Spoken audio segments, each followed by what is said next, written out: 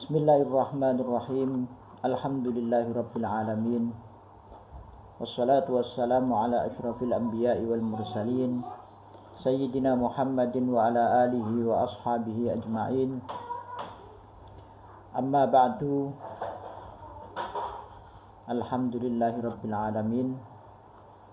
Kita masuk pada bulan Ramadan, dan pada hari ini tepat tanggal 2 Ramadan kita akan memulai pengajian yang sudah dijadwalkan oleh pengurus, yaitu pengajian kitab Al-Ghayah wat Taqrib karangan Syekh Abu Syuja'. Untuk itu mari kita buka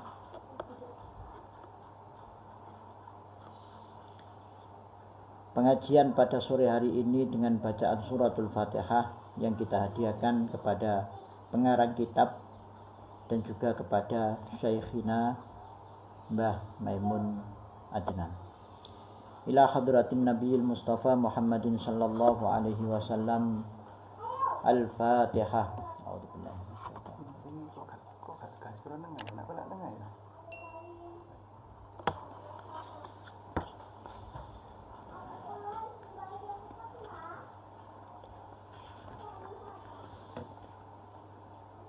ثم إلى روحي وجسدي القاضي أبي شجاع أحمد بن الحسين بن أحمد الأصفهاني تغمد الله برحمته وأسكنه فسيح جنته. الفاتحة.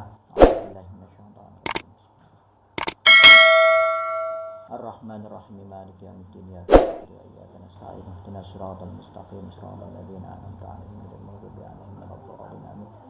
ثم إلى حضرة شيخنا ومربي روحنا أحمد ميمون عدنان وإلى زوجته وإلى أهل بيته المتوفين أن الله أن يغفر لهم ويرحمهم ويؤلي درجاتهم في الجنة وأعاد علينا من بركاتهم ونفحاتهم. الفاتحة. أعوذ بالله من الشيطان الرجيم. بسم الله الرحمن الرحيم. الحمد لله رب العالمين الرحمن الرحيم مالك يوم الدين إياك نعبد وإياك نستعين اهدنا الصراط المستقيم صراط الذين أنعمت عليهم غير المغضوب عليهم ولا الضالين آمين. رب اغفر لي ولوالدي وللمؤمنين آمين. Terima kasih. Pada pembukaan kitab kali ini saya akan memulai dengan membaca muqaddimah yang ada di kitab tersebut. Saya menggunakan kitab ini ya, yang renggang seperti ini. Ini. Biar mudah untuk diberi makna. Bismillahirrahmanirrahim. May yuridillahu bihi khairan yufaqihu fiddin. Ini hadis Rasulullah sallallahu alaihi wasallam yang dijadikan background untuk semua kitab fikih. Hadis ini diriwayatkan dari sahabat Muawiyah bin Abi Sufyan. May yuridillahu bihi khairan yufaqihu fiddin. Man utawi sapane wong yurid iku ngersakaken Allahu sapa Allah bihi ing man, utawa bihi kelawan man khairan ing kebagusan, yufaqihu mongko den pahamaken, utawa yufaqihu mongko mahamaken sapa Allahu ing man fiddini ing dalam urusan agama. Barang siapa yang dikehendaki oleh Allah menjadi orang yang baik atau menjadi baik segalanya, urusan duniawinya ataupun urusan akhiratnya, maka dia akan difahamkan tentang agama Islam. Bismillahirrahmanirrahim. Alhamdu utawi sekabeh puji lillahi iku kagungane Allah, Rabbil alamina kang mengerani alam kabeh. Wa sallalan muga paring tambahi rahmat takzim Allahu sapa Allah ala sayyidina ing atase Gusti kita Muhammadin rupane Nabi Muhammad an-nabiyyi kang dadi nabi, wa alihi lan para Muhammadin at-tahirina kang suci-suci, kang bersih-bersih, wa sahabatihi lan pira-pira sahabate Muhammadin ajmaina hale sekabehane. Ya. Kitab ini dimulai dengan pembacaan hamdalah, ya, karena sesuai dengan perintah Rasulullah Shallallahu Alaihi Wasallam, kullu amrin dibalin la yubda'u ya bihamdillahi fahuwa aqta wa huwa abtar. Segala puji bagi Allah yang menjadi Tuhan sekalian alam, alam manusia, alamul jin, ya, tumbuh-tumbuhan, semuanya adalah diciptakan oleh Allah Subhanahu wa taala. Semoga sholawat serta salam terlimpah kepada Kanjeng Nabi Muhammad sallallahu alaihi wasallam, keluarganya yang bersih-bersih, suci-suci, juga para sahabatnya. Qala al-qadhi Abu Syuja'in, qala ngendika al-qadhi sapa wong kang dadi qadhi, pengulu.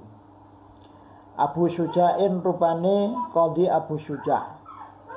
Niki alam kunyah, nama alias. Alam asmanya, nama aslinya adalah Ahmad binul Husaini ibni Ahmad al-Asfihani. Rupane Kiai Ahmad kang dadi putrane Al-Husain, Al-Husain ingkang dadi putrane Kiai Ahmad al-Asfihani kang bangsa Asfihan. Asfihan sekarang terletak di daerah Iran.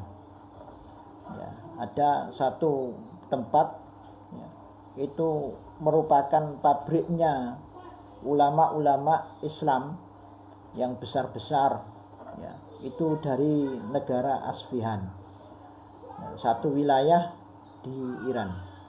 Rahimah muga-muga paring rahmat Allahu subhanahu ing Al-Qadhi Abu Syuja' Allahu sapa Allah ta'ala halimah luhur sapa Allah.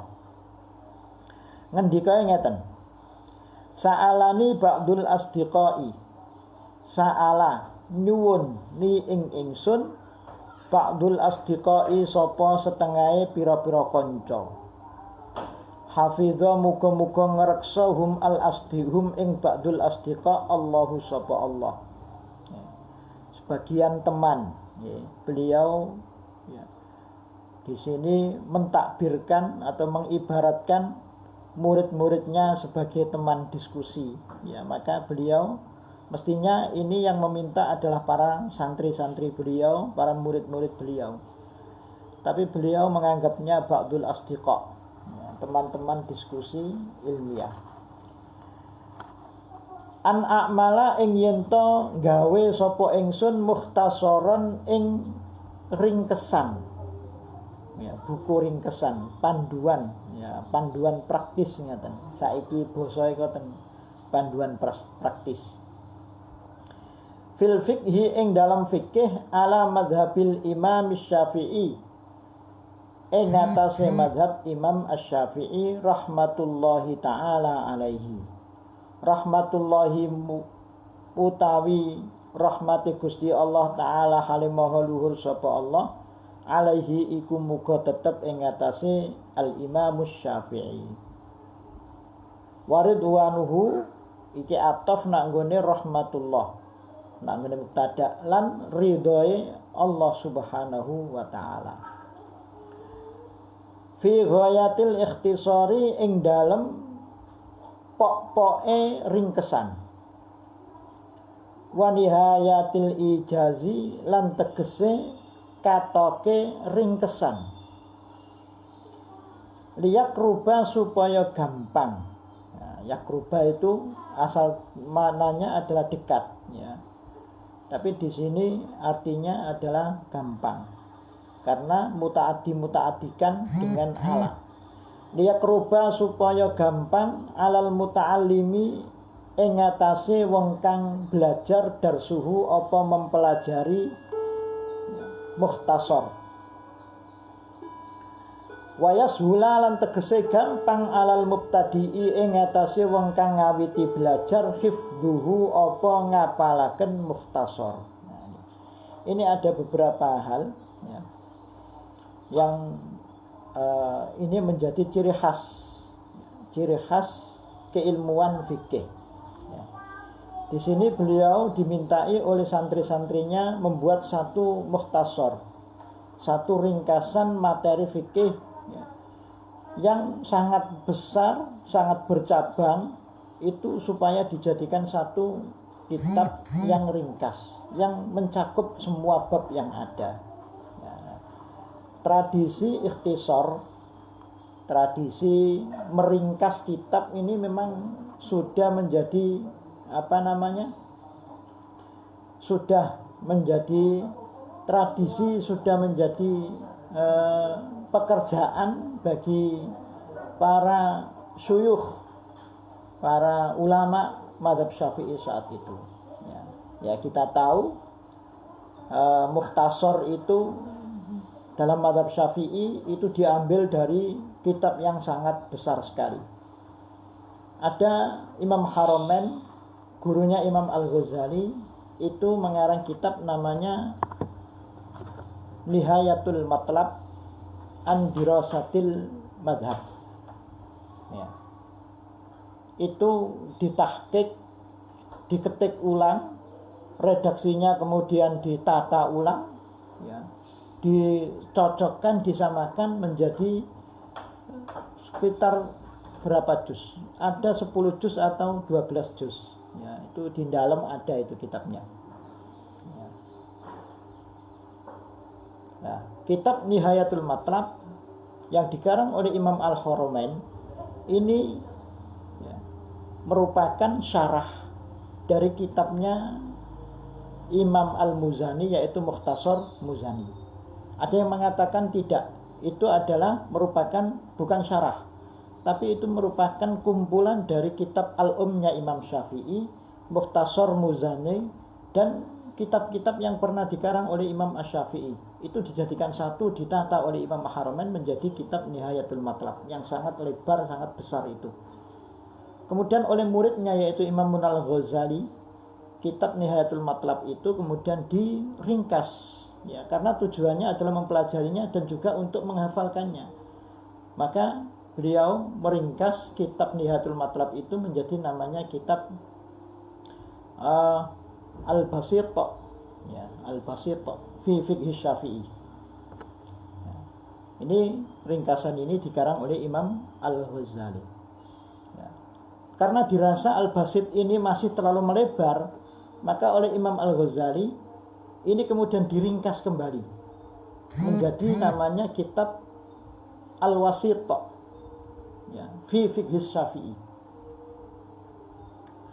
Ya. Setelah Al-Wasit ya, ini kemudian Al-Wasit dalam bahasa Arab itu artinya pertengahan, jadi lebih kecil daripada Al-Basit. Kalau Al-Basit itu masih lebar ya, apalagi atasnya Nihayatul Matlab itu masih lebar. Nah, setelah menjadi Al-Wasit pertengahan dirasa masih melebar ya, kata-katanya banyak yang bias ya. Akhirnya oleh Imam Ghazali lagi ini diringkas lagi kitab itu menjadi kitab Al-Wajiz fi Fiqh Syafi'i. Nah, Al-Wajiz yang dalam bahasa Arab artinya itu sudah merupakan dari kata ijaz ya, dari kata yang sangat ringkas sekali, sangat ramping sekali, itu masih di ikhtisar atau diringkas lagi oleh Imam Ghazali menjadi namanya kitab Al-Khulasah. Jadi Imam Ghazali itu berapa kali itu melakukan ringkasan-ringkasan, bahkan kitabnya sendiri diringkasnya. Nah, kemudian ada kitab yang namanya kitabnya Imam Ghazali yang ringkasan ini yang namanya Al-Wajiz. Ini kemudian disyarah ya. Disyarah kalau nggak salah oleh Imam Ar-Rafi'i, namanya kitab Fathul Aziz. Namanya kitab Fathul Aziz. Lebar lagi ya.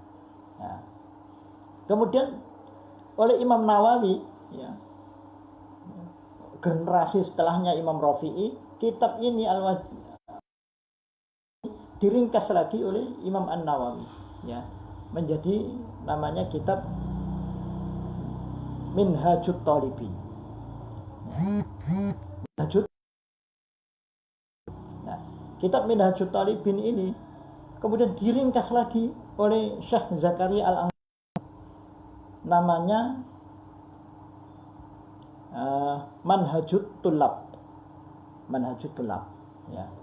Nah, Manhajut Tullab yang merupakan ringkasan dari sekian kitab ini, karena terlalu ringkas, mudah dihafal, tapi sangat sulit sekali untuk difahami. Ya.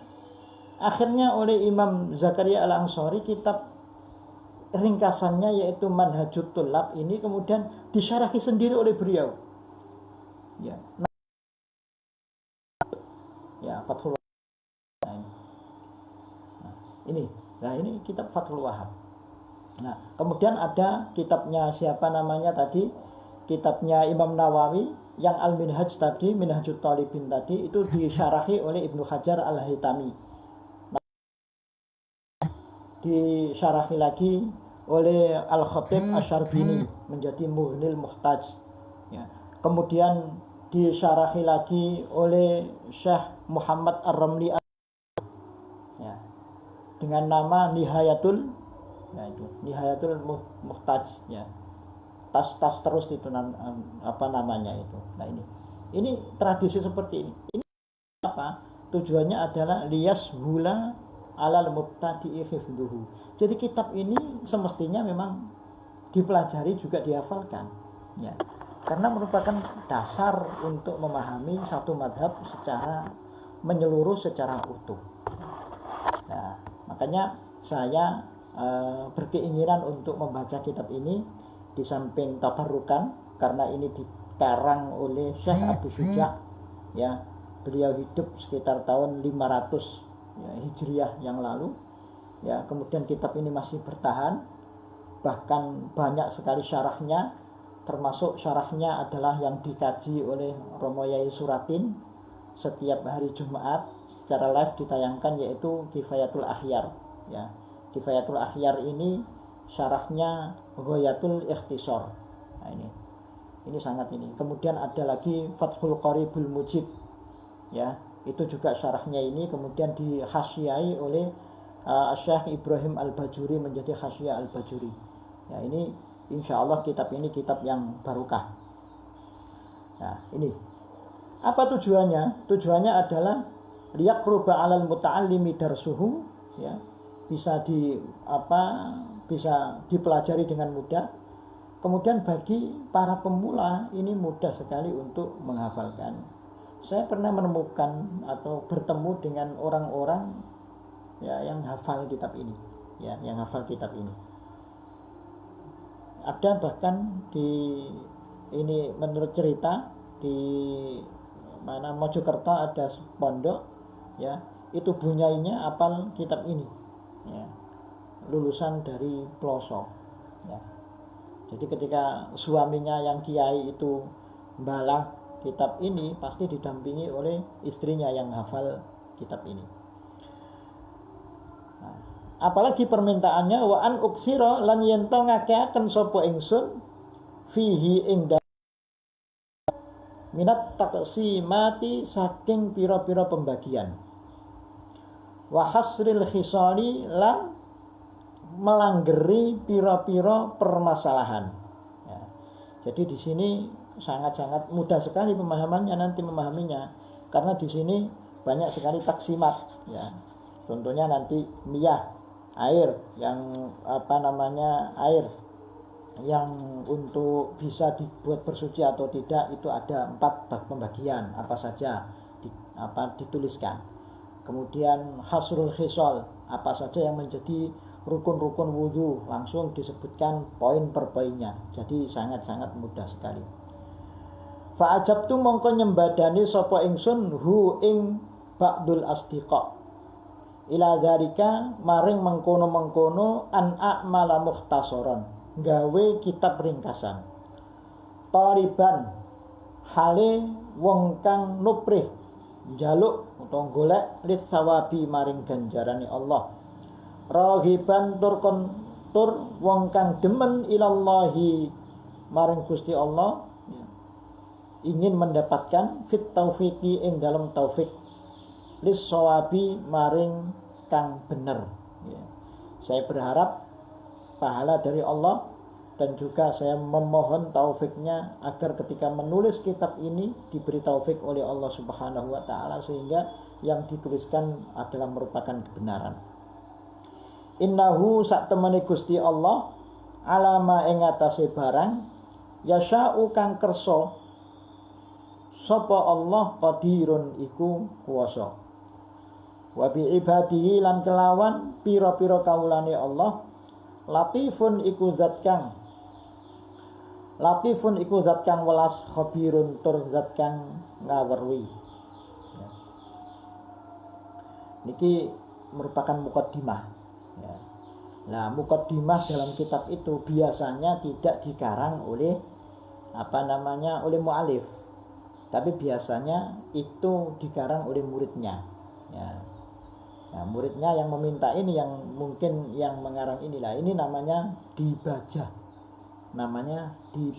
dalam penulisan kitab kuning, mukaddimah, tapi tidak ditulis oleh mu'alifnya sendiri, tapi ditulis oleh muridnya yang berkecimpung langsung tentang di dalam pembuatan kitab-kitab ini. Ini namanya dibajah. Kitabut Toharati, kitab toharoh, sesuci. Al-miyahu utawi pira-pira banyu. Allati kang yajuzu wenang oleh biha kelawan allati at-tathiru apa sesuci sabumiyahin iku pitu pira-pira banyu. Air-air yang boleh untuk bersuci itu ada 7. Air-air yang boleh untuk bersuci itu ada 7. Al-miyah. Miyah itu jamak dari kata ma'un, miyah. Nah, dikulli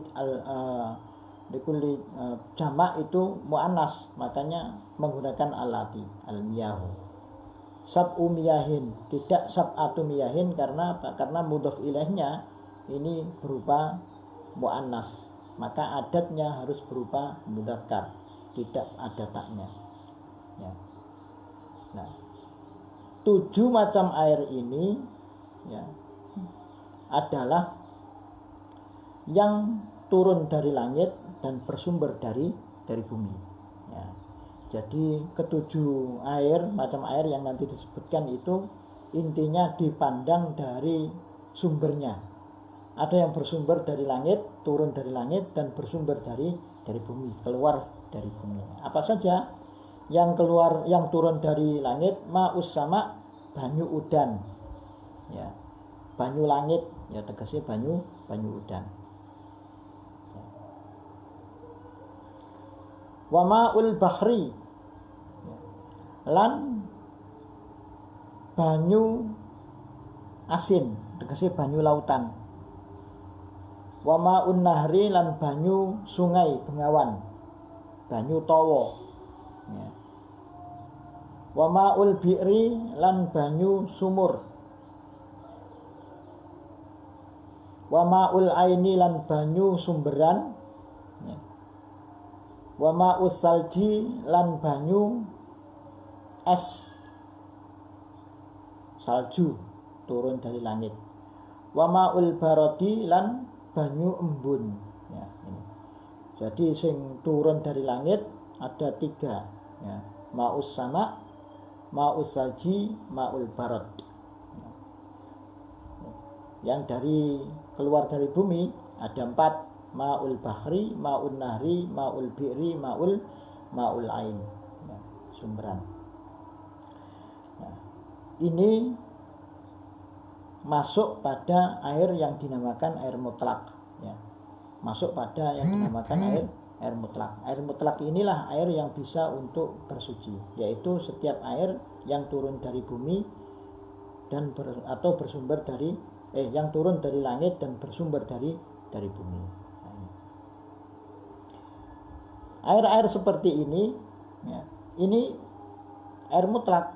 Apa artinya mutlak? Tidak terpengaruh oleh yang lainnya, ya, tapi dipengaruhi oleh tempat keberadaannya. Ya. Banyu sumur, iku nek kapan dekek sumur ya banyu sumur.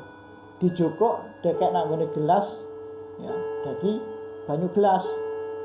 Ya, jadi ana air mineral ya, aqua gelas. Ya. Didekek nang ngene jero kendi, dienggo ngombe jadi banyu kendi. Ya. Perubahan namanya tergantung dari perubahan tempatnya. Tapi hakikat airnya itu tidak berubah, tetap. Ini namanya maul mutlak. Semal miyahu nuli utawi pira-pira banyu ala arbaati aqsamin iku netepi ing atase papat pira-pira pembagian. Ya. Tadi air mutlak. Nah, sekarang air sendiri ya, ketika nanti akan dipergunakan itu ya, terbagi menjadi 4. Ada 4 macam. 1 tahirun mutahhirun. Nah, ini yang dinamakan air mutlak. Tahirun siji banyu mutahhirun kang nyucikaken.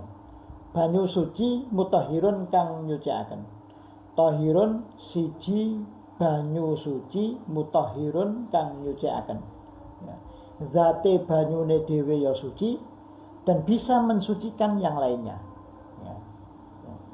Ya. Mutahhir di sini berarti mutahhirun minal hadas wa mutahhirun minan anin najas.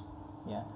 Mensucikan dari hadas ya, dan juga bisa mensucikan dari najis.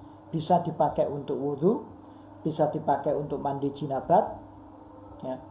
Bisa dipakai untuk mencuci pakaian-pakaian yang najis, sehingga setelah dicuci dengan air itu kemudian najisnya hilang, benda itu kemudian menjadi suci. Ini namanya tahirun mutahhir.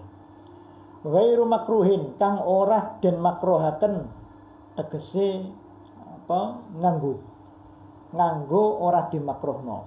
Nah, ini.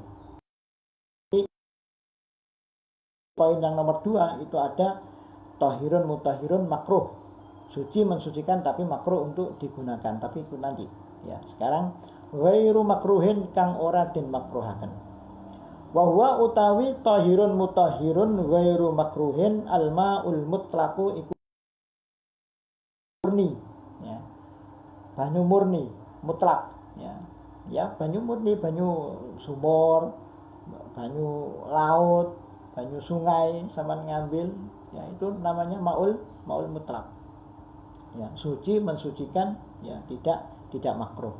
Ya. Sampean tada udan, ana udan deres tada, ya wadahe suci, ya. Atau wadahe gak suci tapi terus sehingga ember-ember meluber kemudian itu suci mensucikan, maul mutlak. Yang nomor 2, wa tahirun lan banyu kang suci mutahhirun makruhun kang den makruhaken nganggo. Suci mensucikan tapi makruh untuk dipakai. Dipakai untuk apa? Dipakai untuk mandi, dipakai untuk wudu. Ini hukumnya makruh. Ya. Dipakai untuk badan pokoknya. Ya. Dipakai untuk badan. Maka ini makruh. Ya. Kalau dipakai untuk tidak badan, pakaian, mencuci pakaian, tidak makruh. Ya. Nah, ini tahirun mutahhirun makruhun. Makruhnya apa? Dipakai untuk mandi atau dipakai untuk berwudu, maka ini makruh. Suci mensucikan tapi makruh. Memakai air itu boleh, ya. Suci mensucikan, ya. Mandi jinabat pakai air ini boleh, ya. Wudu pakai air ini boleh, tapi hukumnya makruh. Nah, ini. Apa yang makruh ini? Tapi kemakruhannya hanya dipakai untuk badan, ya. Nah, kalau untuk mencuci, untuk mesuci nggak masalah, ya, nggak masalah. Wa huwa utawi tahirun mutahhirun makruh alma'u iku banyu almusammasu kang den panasaken srengenge. Ya. Yang panas karena diletakkan di bawah sinar matahari yang sangat panas ya ini. Nah ini, tapi ini ada beberapa syarat untuk kemakruhannya. Satu makruhnya itu ya tempat air itu berupa bejana selain emas dan perak ya, besi, tembaga ya. Kayak tandon air yang dari seng gitu, dari besi itu, seperti itu. Kemudian dipanaskan di daerah yang memang panas ya, suhunya panas ketika musim kemarau ya. Di mana? Di daerah Timur Tengah sana, di Yaman, di Arab Saudi ya, ketika panas itu sangat ini sehingga bisa mendidih ya. Ketika mendidih air itu di dalam bejana atau wadah dari ini, maka akan menumbuhkan tayeng-tayeng ya. Di dalam bahasanya Imam Syafi'i akan ada ru'unah ya, tayeng-tayeng yang itu nanti akan membahayakan kata beliau secara tibiah. Ya, tahu ini model kedokteran zaman Imam Syafi'i ya. Nah, bagaimana kalau dipanaskan di matahari tapi di Indonesia? Oh tidak sampai memakruhkan ya, karena iklim kita iklim tropis ya. Panas-panasnya enggak teman panasnya kayak di daerah Timur Tengah ya. Atau ya di Timur Tengah tapi tandon tanah liat ya, senajan panas tapi enggak makruh ya, dipakai ya. Itu ya. Dipanaskan di Indonesia senajan dari besi, tandone dari besi, kena sinar matahari panas, itu enggak makruh karena kita iklimnya iklim tropis ya. Tingkat panasnya tidak sama seperti yang berada di daerah Timur Tengah sana. Jadi kemakruhannya ini ada beberapa syarat yang harus terpenuhi. Satu, bejananya itu terbuat dari besi ya, selain emas dan perak ya. Kalau dari kayak sekarang tandon-tandon itu yang warna kuning, warna ini itu enggak dari besi, boleh ya, boleh. Enggak jadikan makruh nanti ya, senajan panas ya, senajan didekek nang daerah Timur Tengah. Jadi bejananya tempatnya harus besi selain emas perak. Kemudian panasnya itu dipanaskan di daerah yang benar-benar panas, yaitu di daerah Timur Tengah sana.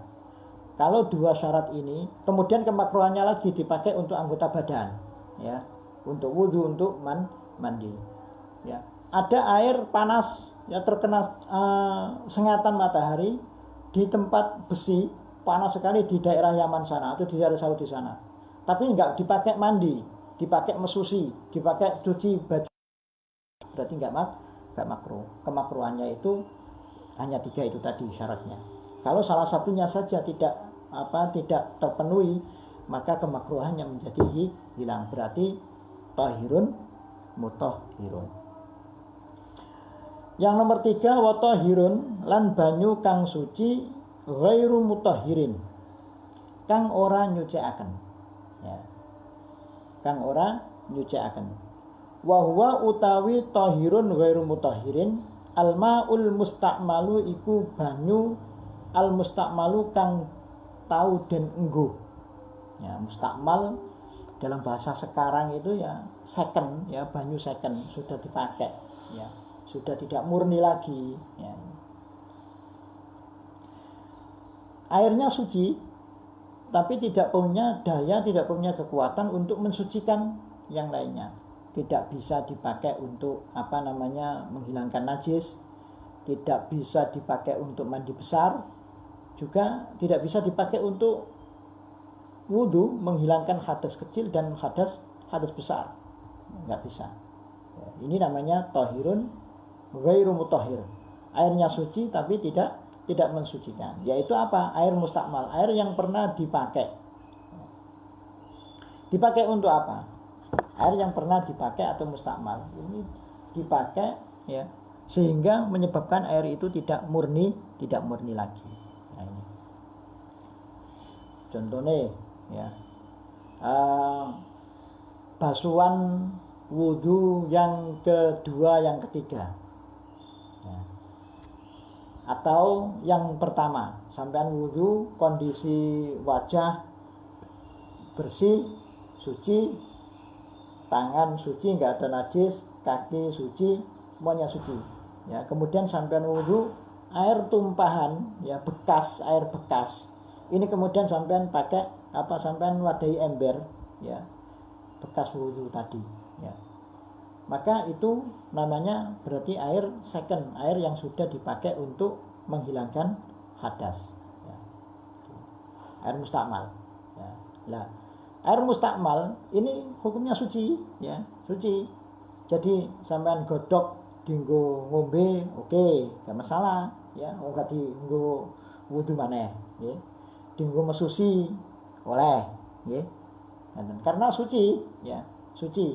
Mesusi Pak, lo mesusi kan berasnya nggak najis, nah, kecuali berasnya najis, maka nggak bisa. Nah, gitu.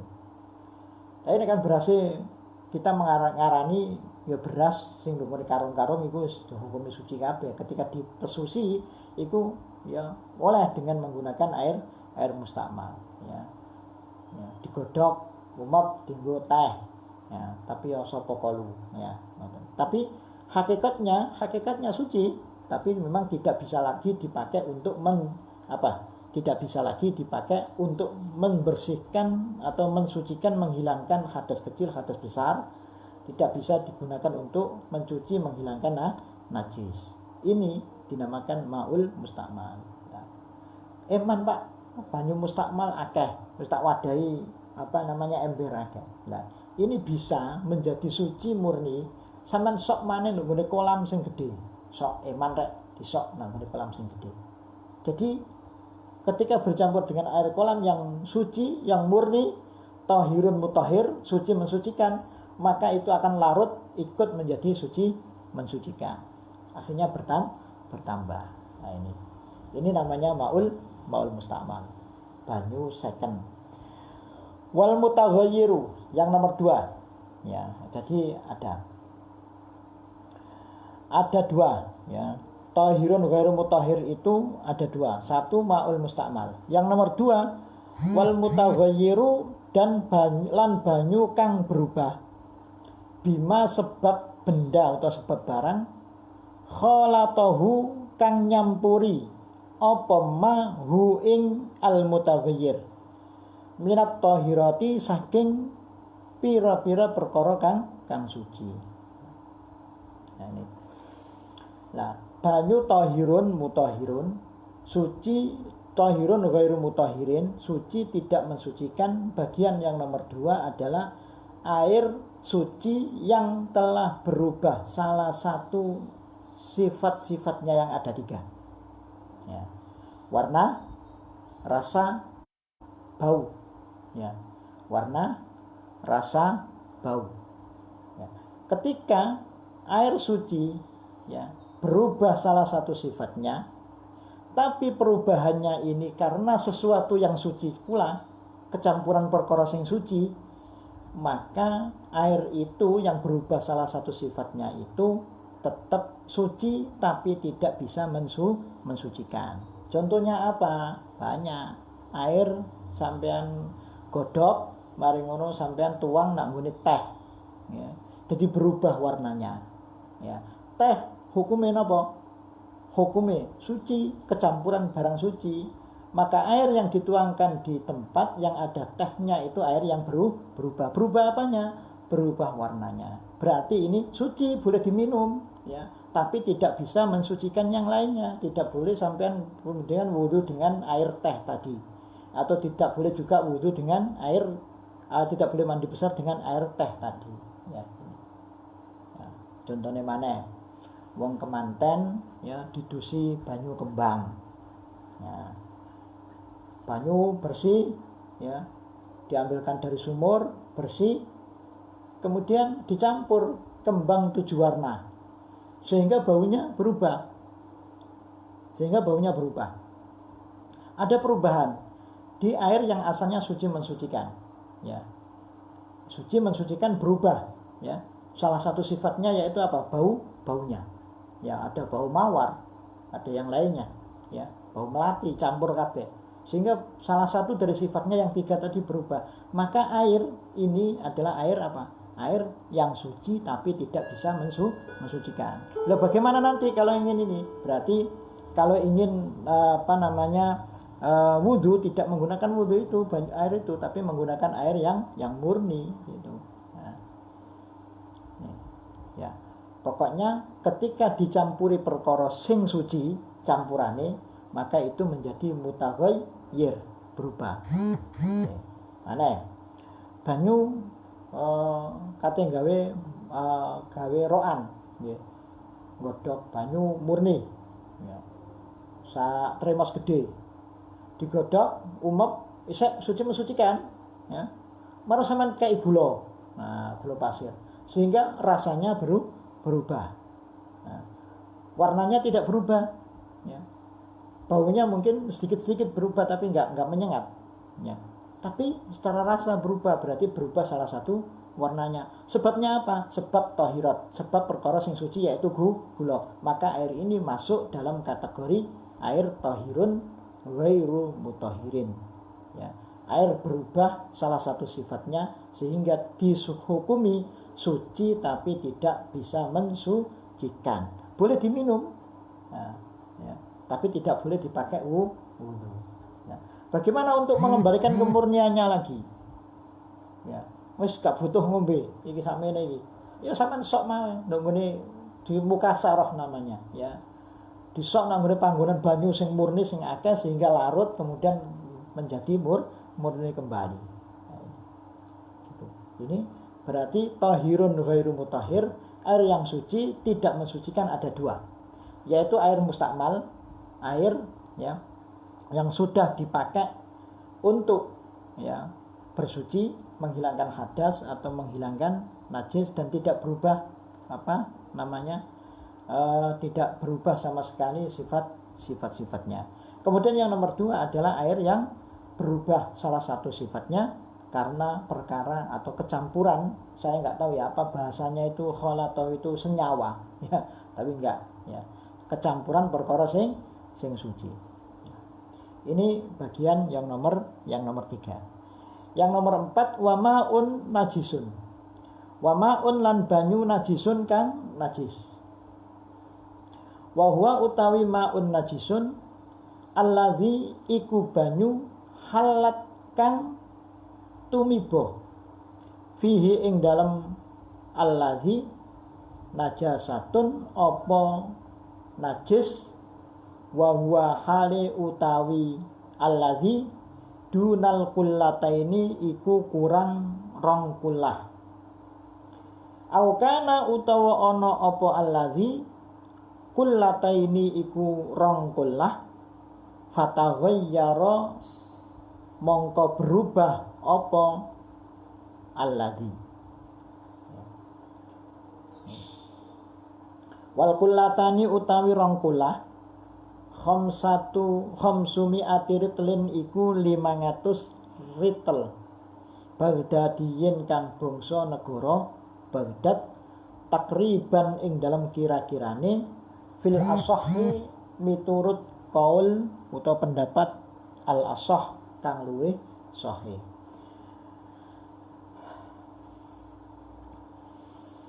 Yang nomor 4 adalah air yang najis, ya.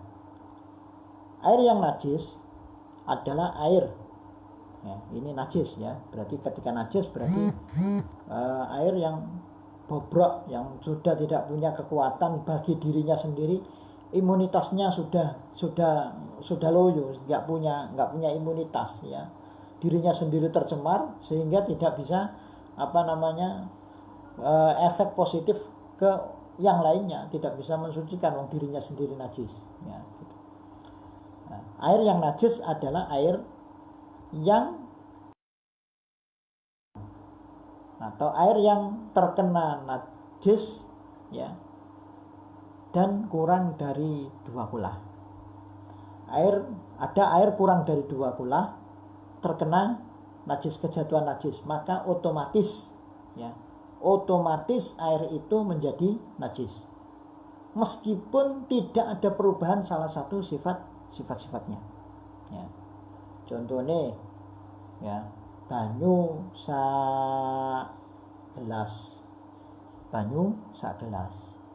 putih kok dadakane kecemplung telek cecek garing sehingga gak berubah, lo ketok telek cecek najis ketok barang maka air segelas itu kurang dari 2 kula maka otomatis najis meskipun tidak ada perubahan dalam salah satu sifat-sifatnya yang ada 3, bau, warna, rasane pancet nek kapan diombe rasane pancet karena apa? Karena kejatuhan najis yang kering kemudian warnanya juga nggak berubah, masih putih baunya nggak berubah meskipun ketiga-tiganya ini masih tetap tidak berubah sama sekali karena airnya kurang dari 2 kula, hanya 1 gelas, hanya 1 timba, maka otomatis menjadi najis. Nah, saya akan masuk dulu kepada 2 kula. 2 kula itu berapa? 2 kula itu kalau secara ukuran itu berbentuk kotak semuanya sisi-sisinya itu 60 cm ke atas 60 cm, lebar 60 cm, semuanya 60 cm. Kalau diperkirakan itu kurang lebih 200 liter 200 liter lebih sedikit, ada yang mengatakan lebih 16 liter atau berapa pokoknya sekitar 200 liter dituangkan semuanya itu baru pas 2 kula kurang dari itu hanya 10 liter maka berarti kurang dari 2 kula. Ini rentan terkena najis, rentan menjadi najis. Ketika terkena najis meskipun tanpa ada perubahan maka langsung otomatis dihukumi najis. Ini mazhab Syafi'i Atau air najis itu adalah air yang volume airnya lebih dari 2 kula tapi kejatuhan najis atau terkena najis dan berubah salah satu dari sifat-sifatnya. Contohnya bau, warna, rasa airnya banyak lebih dari 2 kula, kejeguran najis, terus terjadi perubahan salah satu warna, rasa, dan baunya, maka otomatis ini juga menjadi najis. Mungkin yang pengalaman itu adalah orang yang punya sumur sumur yang sumur biasa itu kemudian kecemplungan batangnya kucing gak ketahuan sehingga memuar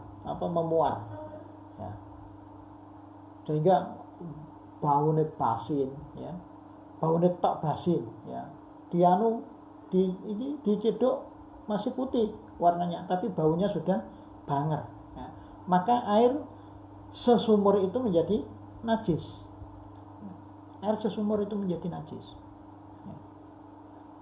Sebelum puasa kemarin di rumah saya ini ada tandon, itu ternyata pewasin apa ini, akhirnya digoleki ternyata luwake gede melembung wis pecah sehingga bau air tandon itu kemudian menjadi berubah menjadi bau maka ini otomatis nguras karena dihukumi najis padahal tandonnya lebih banyak dari 2 kula ini. Contohnya lagi mungkin di jeding itu kolam-kolamnya itu mungkin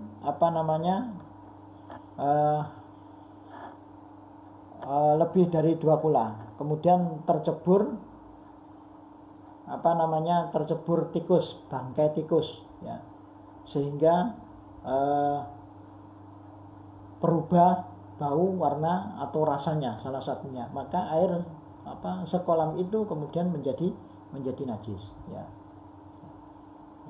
Jadi intinya adalah air najis adalah jika air itu kurang dari 2 kula ya, kecemplungan najis atau terkena najis, otomatis air itu menjadi najis meskipun tanpa ada perubahan salah satu dari warna, bau dan rasa. Jika air itu banyak, lebih dari 2 kula, kecemplungan najis dan berubah salah satu sifat-sifatnya, maka air itu menjadi najis ya, gitu ya. Jadi air banyak terkena najis, kalau tidak berubah sama sekali maka mensucikan ya. Contohnya di segoro ya, banyak sekali bangkai apapun di sana ya, tapi tetap airnya banyak, nggak bau khas laut ya, maka itu air suci mensucikan ya, nggak ada perubahan sama sekali ya, gitu ya. Muslimin rahimakumullah, jadi intinya adalah bahwa air itu ada 4 bagian. Ada suci mensucikan yang tidak makruh dipergunakan, ada suci mensucikan yang makruh dipergunakan untuk anggota badan dengan syarat-syarat yang saya sebutkan tadi. Yang nomor 3 adalah air yang suci tidak bisa mensucikan. Ini ada 2, yaitu air mustakmal dan juga air yang berubah salah satu sifat-sifatnya karena kecampuran perkara yang suci. Yang nomor 4 adalah air najis, yaitu air yang kejatuhan perkara najis dan volume air itu kurang dari 2 kula meskipun tanpa ada perubahan ya, atau lebih dari 2 kula tapi ada perubahan dalam salah satu sifat-sifatnya, maka air itu adalah air najis. Nah, ini merupakan ikhtisar atau ikhtisar, ringkasan dari penjelasan sejak awal tadi ya. Faslun wallahu alam bisawab, akan kita sambung pada pertemuan besok. Semoga bisa istiqomah. Al-Fatihah.